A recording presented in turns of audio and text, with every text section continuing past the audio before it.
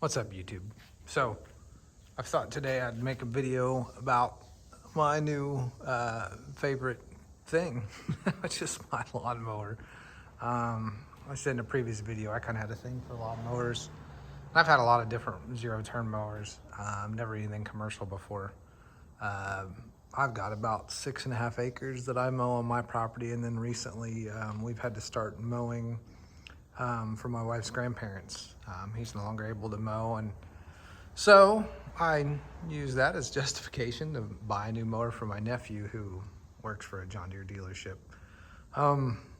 He tried to sell me a 950, but you know, I wanted more power because you can't ever, go wrong. I don't ever hear anybody say, I wish I had less power.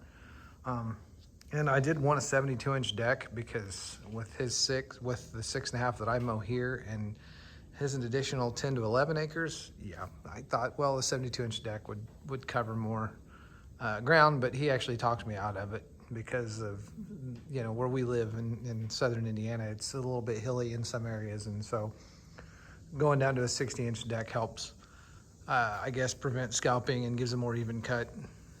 So I took his advice on that and went with a 60-inch deck. And also it's got the 35 horse Kawasaki engine on it. I think it's Kawasaki, that's what he told me. Yeah, plenty of power for what I need to do. Got the wheels, or the tweels, because they just look cool. I mean, I've never really had issues with a flat tire before. One of the things I will say, so I've had, and most of them have been from big box stores. I had an Aaron's. I've also had a Cub Cadet and had a Bad Boy. The Bad Boy was not a bad mower at all. The thing I hated the most about all of them is the grass that would clump underneath the decks. This one does not have that problem. I guess because it's not a fabricated deck. I don't end up with a huge buildup of grass underneath the deck. I don't know if you can see that very well, but it's actually really clean compared to my older mowers or all my other mowers with fabricated decks. They would leave huge piles of grass in the garage after you were done.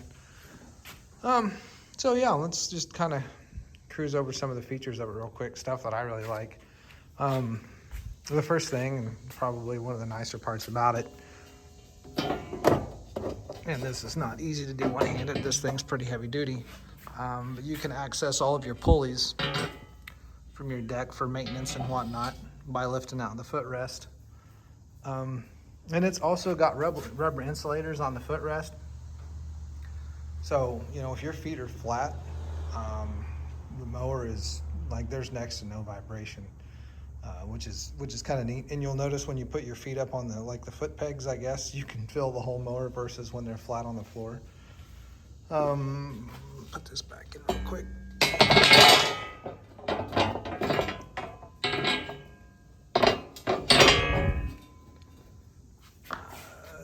Then it's got the control system, which gives you some alerts as far as like the hours go. Oil pressure indicator. There's a wrench that lights up if there's issues. Some other lights that aren't used because this one doesn't have a cooling system on. It's just an air-cooled engine. PTO switch, deck height adjustment, obviously throttle and choke. One of the things I kind of wish it didn't have, this one has the hydraulic deck lift. So, this button raises your deck. That's a emergency shutoff for the PTO for the blades. And then you can raise it and lock the deck at a height, like if you're gonna load it, or you can set your deck height. I wish there was a way to, raise and lower the deck, auxiliary to this button here, but that's the only way to raise the deck.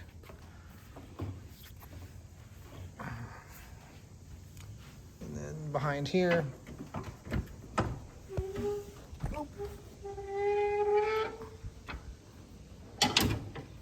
you can see there's the deck lift system. And one of the things that he sold me on with this, so on my wife's grandfather's property, there's a lot of slopes and hillsides and things to mow. And this has a cross-flow system on it, which helps keep both hydraulic motors cool. The hydraulic fluid flows between both sides of the system. So like one side won't get hot from, you know, mowing on the side of the hill versus, you know, the other one, and heat up the pumps or anything like that. So that's a nice touch. And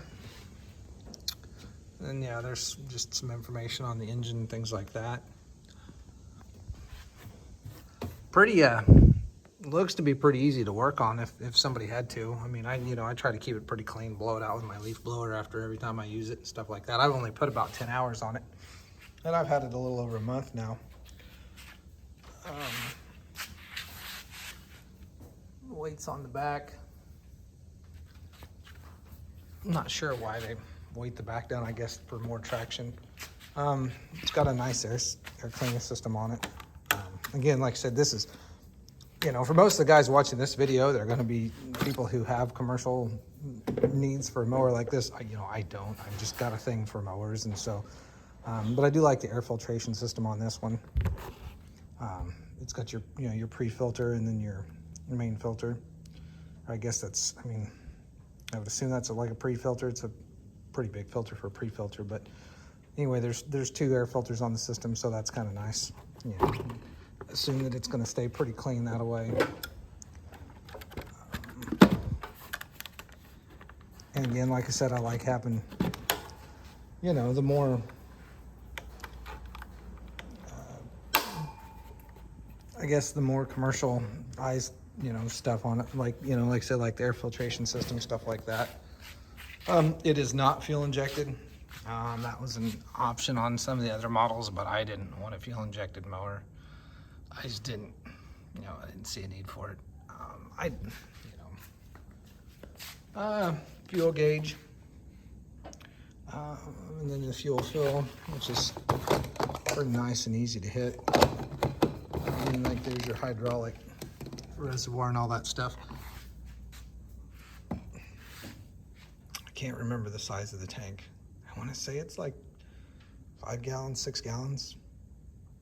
Not the most fuel efficient mower that I've ever owned. It does burn quite a bit of fuel, and unfortunately I don't. So like in all of my lawn equipment, everything, I use ethanol free fuel, which for whatever reason in Indiana it's I think it's like $6.50 a gallon right now where I buy it, $6.75 a gallon. So, you know, that's something to consider with this. I mean, obviously, it's going to use more fuel with a 35 horse engine compared to some of the other mowers I've had that had like a 25 or 26 horse motor. But other than that, it's, you know, it's pretty nice to have a tank that big because I can fill it up and mow my yard, my wife's grandparents' yard, all at one time. Typically what I'll do is I'll take it over and mow their place after I mow mine and stop by the gas station, fill the tank, and bring it home with a full tank, and then rinse and repeat. There's a list of diagnostic codes that you know, the little dash will flash if you have any kind of issues. Again, with this one being carbureted, I don't think there's a whole lot of, like, I don't know that all these apply to this mower. I think that label's probably a generic that they also use on the fuel injected also. And then, you know, there's your like what you need to do for daily service, and then, you know, after each use, before each use, that sort of thing. Fluid changes, filters, tire pressures, things like that. You know, all pretty handy to find. You don't have to go drag out your owner's manual. Let's see if I can put this back down one-handed.